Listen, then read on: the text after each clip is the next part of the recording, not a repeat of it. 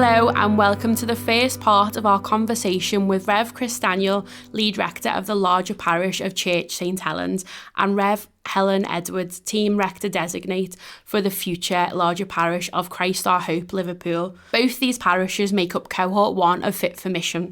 They join us today to share their experiences and answer some questions from parishes in Cohort 2 about a range of topics. Hi Chris and Helen, it's great to have you with us today.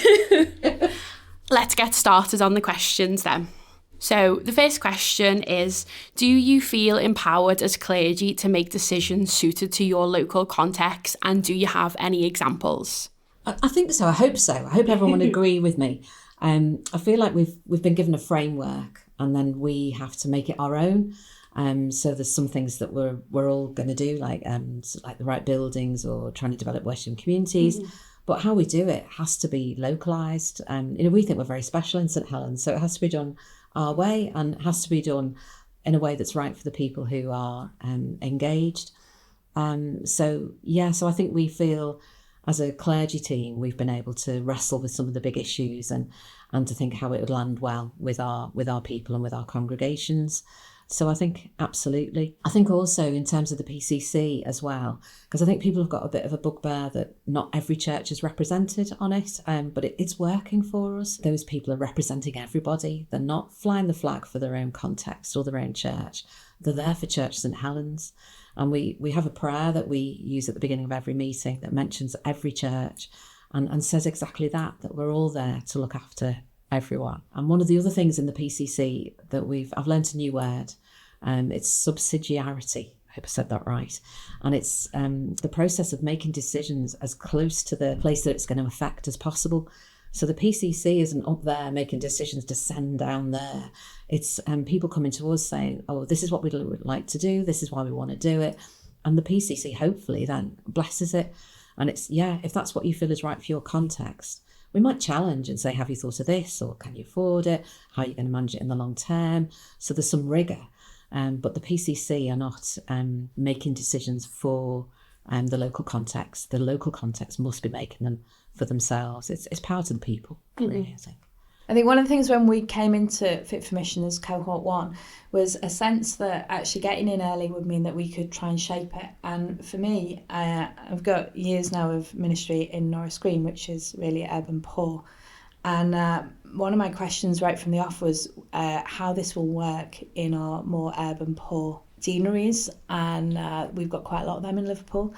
And along the way, I've pushed back on some of the things that were in the original Fit for Mission sort of design and strategy, because I'm saying it just doesn't work for us locally and we need to shape it differently. And all along, I think we've been supported by the change facilitators and the Fit for Mission team to say, yes, that's what you need to do. We need to listen to what you're saying and you need to have the freedom to change stuff. So even something as simple as setting up the local leadership teams, which are run in each church, which is instead of a PCC, it's how we're trying to refocus local leadership on mission. And one of the suggestions was that you might have more than one team, and in Church St Helens you have got more than one team.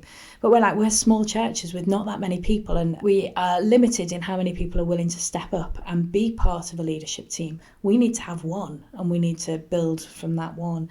And so they're like, yeah, that's okay. So in Christ Our Hope Liverpool, as we hope to be called, our churches have got one local leadership team, whereas in Church St Helens, I believe you've got two. I think most of them have like a growth and vision team and a wardens team. Yeah. And it was, I think it came down that it was suggested they were a leadership team, but we felt that might put people off. Yeah. And we felt it was more about growth and vision, so we've called them growth and vision teams, and then the wardens team, which is more the practical things. But yeah, you're absolutely right. It's not a one shape fits all in that way. Yeah. I think as well, for instance, with support services, how it was expected that would look locally, and our support services teams are doing similar work, but they are very different and started at different times. So it's definitely being shaped on the ground. So when people have asked exactly how's it going to happen, we're like, well, you've got to figure that one out for you locally, and it won't be the same probably in any of the other cohorts. Absolutely. we're completely different places. And with us at St Helens, we are a town. We have quite a strong St Helens identity, and I think in a way that perhaps eases it. But I know some of the deaneries are just the completely different shapes, aren't they? And they're not always around. Where they're sort of either side of Queen's Drive between Walton and Chilwell, with a flyover in between. So. Yeah. So every place is different, so it has to land differently. And you have to use local language or what works with the congregations, really. Yeah, and you've definitely both found that that's been the experiences that you've had. Yeah, I think so, quite genuinely. I'm not just saying that. I think it is really important. And I think, the CLT, our clergy leadership team, we meet weekly, and we've had lots of issues that have come for us to bat about and work out and try and think what shape something should be, or how we run it. And when we run it, how we do it, even just down to the first APCM that we did, it was up to us to shape that and to create it in whatever way we felt was appropriate. I think as well as there not being one shape to fit all cohorts within our group churches, there is huge diversity and difference as well. So we're always trying to respond to that. So what, for instance, we may talk later about the 4 missional priorities, but what introducing people to Jesus looks like in one church is very different to what it looks like in another church. Yeah. And we can't have one way for everyone. It's that what is authentic. And you talked a little bit about, what was that word? Subsidiarity.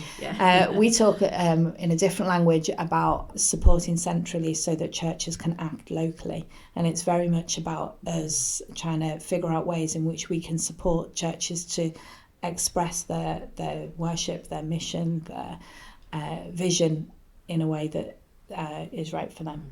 So you'd very much encourage people that local decision making and getting involved with the process. That's actually how people are able to shape absolutely. The future. And I think local people absolutely have to be involved in those decisions. And I think some people got the impression that fit for mission would mean they could sit back and somebody else was coming in to run their church. And it is absolutely the opposite of that. This is about equipping local people to be able to get on with the work of mission, which is right for their communities, right for their churches, right for the skills and talents that they have. Unfortunately, we're not going in to run anything for anybody, but we will support them to be able to do that better. So it's about trying to resource them a little bit more and take some of the pressure off some of the governance stuff, for instance, so that they can get on with the real work of what church is about. Can I add as well, because I think there was some fear from people before we did Fit for Mission that clergy would be moved around or they'd go from one church to another, or that we'd be told how to deploy clergy. And that has not been the case. Again, that's been for us to decide how to do it. And we haven't made any major changes. So it's still, one clergy person has a church context that they're responsible for. But just recently, and we're sort of, 6 months into being legal and probably a couple of years down the line, but it's very exciting. We've just decided to release a member of clergy to focus on children and youth work.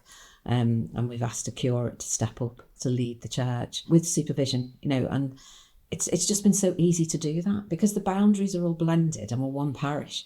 I don't have to get the permission of 6 PCCs. I just need to work with the growth and vision teams locally and the single PCC, and we can be creative. And I think this is like, wow, we're going to do it. We're actually going to do something really different. And it might be brilliant and it might fail, but we don't know till we try it, and we're going to give it a good go. But it's our decision.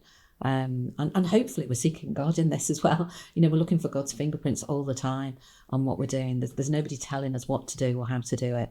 We're sort of seeking God's way ourselves. That leads really nicely into our next question, which is about ministry portfolios in practice. So obviously you've mentioned there, Chris, about how someone is stepping up to focus on that. Is that an example of ministry portfolio? Yeah, I think we're still getting to grips with the portfolios. I don't think we've cracked it yet. I think we're doing well, and I think some probably are working better than others, and I think we're sort of reinventing them. We're not sure if the language is quite right. For some, we're talking about learning communities, because when you ask someone to take on a portfolio, it just seemed like a very big responsibility, and what did that mean?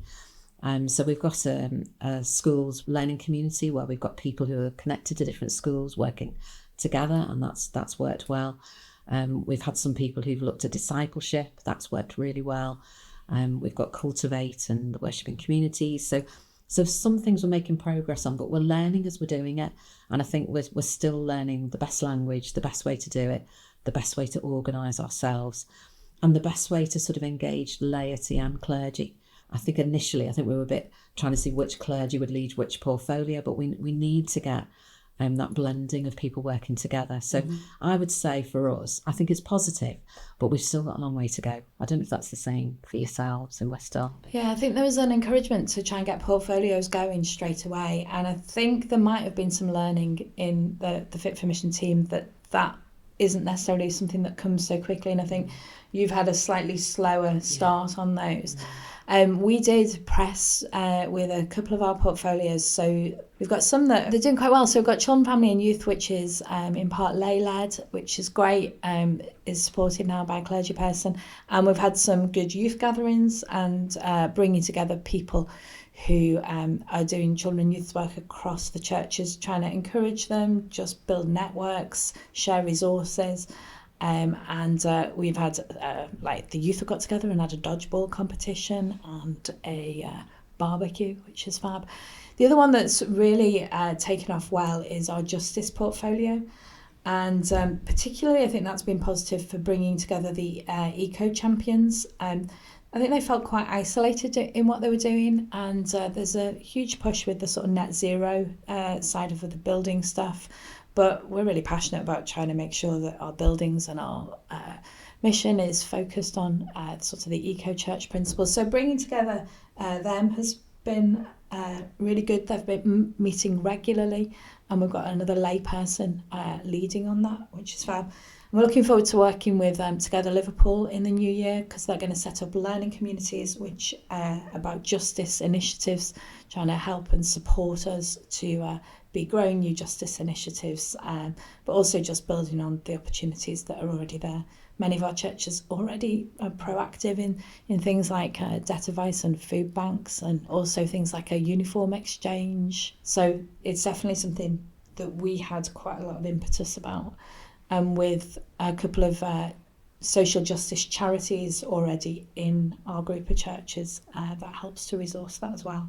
But it was the thing that most excited me at the beginning, was the thought of working together in this way, and I'm really hopeful that we'll see more of that developing. Yeah, there's a couple of areas that have worked really well, which is, they help ministry happen. I don't know if I'd call them a ministry portfolio, but gathering the wardens together, gathering the safeguarding reps together, and gathering the treasurers teams together has been phenomenal. And again, we're still learning about how to do that well.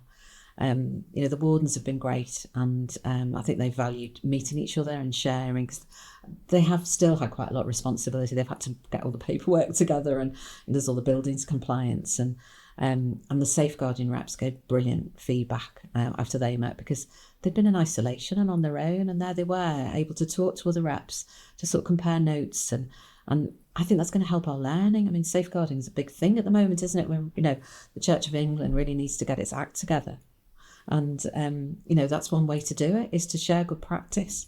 So I'm really excited about And I think that's a way in which it's really contributing towards growing leaders as well. Absolutely. Because all of these people are leaders in their own fields. Yeah. And so if you come back to that one, what we're doing about growing leaders, the investment in people in those sorts of roles is really significant. Well, each of those is lay-led, which is lovely, and they can feed right into the PCC. I think it's so exciting, that, and I think just bringing people together from different churches has had a massive impact, I think. I think it's also really attractive for people who are beginning to dip a toe into taking on these responsibilities, that they're not now going into it in an isolated way. Yeah. But for instance, if you are willing to take on being a finance coordinator or whatever, taking on that role, that you're going to be part of a team who will support you and will help with the technical know-how, putting you in the right direction, also supported by support services. All of those things make a massive difference. So with the safeguarding officers, that there'll be other people to share your queries and your worries with, but also that support services will now be helping with the safe recruitment processes. So in those ways. I think as well, the wardens have always invited me to their meetings, and it's been lovely because I've been able to meet all the wardens and have conversations with them, and it helps you troubleshoot. It's good communication as well, Because I think that's the danger of being bigger, isn't it? That you don't communicate, but people can say, you know, what's been great or what's the struggle. Great, thank you. It really does sound like that support and collaboration, even in your different areas. What is similar between them is how much of an impact that's had on the different teams that have been created and been involved with. Our next question then, how have doctrinal differences and theological concerns been managed within the clergy team? I was asked a question very similar to that. And I said, oh yeah, we manage that really well, and we've got a good breadth of churchmanship, and we, you know, everyone gets on, we can have a laugh with each other, but we take each other very seriously as well. And so I gave it a really good positive push, and then I thought, I hope that's the case. So I went back to the CLT, our clergy leadership team, and said, I've been asked this, and this is what I said. And I thought I'd better check out with you. And I wish I could have taped what everyone said, because it was just beautiful. And people were saying, oh yeah, we love being together. We love our differences. We're still as different as we always were, but we've learned about each other. We respect each other more, and we've learned more about the different traditions and understand it.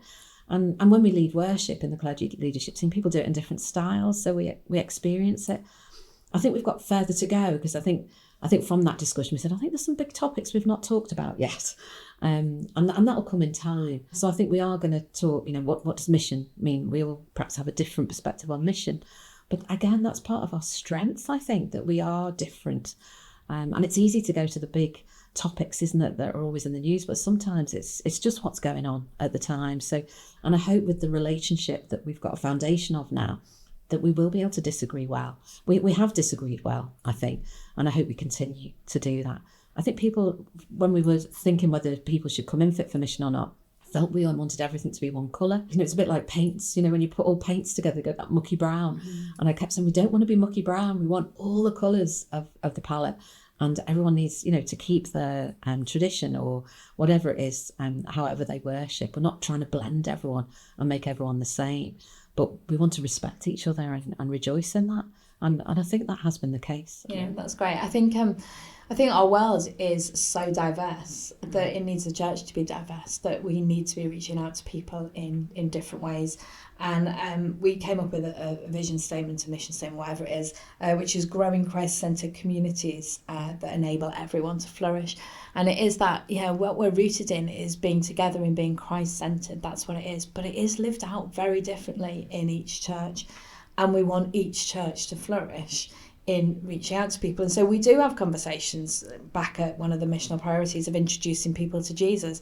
Well, some people in some of our churches very much talk about getting to know Jesus, and Jesus is my friend and my saviour. And others are more focused on understanding who God is as Father or Creator, and a relationship with him in that sort of way. And as Chris says, as we've built together in the leadership team, and as we have spent time, we've got to understand each other more. And I think we've all come to appreciate how each church works, why they're passionate about what they're passionate about, but also how they are helping people to enter into a life of discipleship. And again, that word is a controversial one. Not all of our churches would talk about discipleship, but into some sort of meaningful faith that is lived out in everyday life. And sometimes we just need to abandon some of the words we use and try and, I don't know, scrape the surface and see what's underneath. And when we scrape that surface, we begin to see really what connects us. And having time together really helps with that. And I think that's true as well for like the lay groups that we've talked about. The question I think was about clergy, but I think that's true for lay people too. So it's forcing us to have those conversations together where we all were a bit maybe living in silos, is that the phrase? Before, and coming together strengthens us, I think. But it is, as Chris says, all those different colours is what we're trying to make each colour all the more vibrant. And in that way, hopefully we reach more people, because the world is diverse and it needs a church that is diverse and different. And I think God didn't create a world that is all the same. And I think faith is expressed and witnessed to in different ways. I think also the more we talk to each other, the more we realise that sometimes our language can get in the way. Yeah. But basically, we believe the same thing. Yeah. You know, and that's a basis of love. And however then you talk about that, our love of God and love of Jesus, we do still agree in so much more than we disagree in. And it's healthy to disagree. We just need to disagree well and keep that diversity. In terms of building that team together, has there been something that's made that collaboration and cohesion possible, even with all them different colours of the paint? I think for us in St Helens, I think we were really well ready for Fit for Mission. I think we already worked quite well together as a deanery chapter. So we already had some relationship to build on. I think we were very fortunate in that, and we'd gone as far as we could without something else to help us, and we didn't know what that something else was going to be. And I think Fit for Mission has been that thing that we've needed. So I think we've been quite fortunate in that we had a solid basis of relationship already and respect. And I think that's just deepened through the process. I cannot say that it was the same in West Derby. We hadn't really even been meeting with chaps because this came hot on the heels of the pandemic, really. Yeah. And we had hardly met for ages. And getting us together took an awful lot. We struggled to get clergy leadership team established. But now the commitment to it is just incredible. And the depths of the relationships that we now have is something way beyond chapter. And in that trust, we've been able to, share our differences and our experiences and very open and honest with each other. One of the things we've done, I think we got this from you, Chris, is we've been doing a book together. Oh, right. We every week, well, many weeks, we share reading a book, and it opens us up to other thinking as well. Opens up conversations which we would never normally have. Yeah. And the other thing I would say is that our team coach has been so important in helping us to explore team dynamics, teaching us how to relate to one another, to listen better, to understand each other's personality, character. Ruth has just helped us navigate so much of that. And especially in those early days when the relationships were really very non-existent, the work that she did to help break down some of the barriers maybe between us, she's been incredible. So the coaching provision within Fit for Mission, working with churches, that's a huge part of the support. Great. We're going to take a short break now, put the kettle on, and we'll be right back.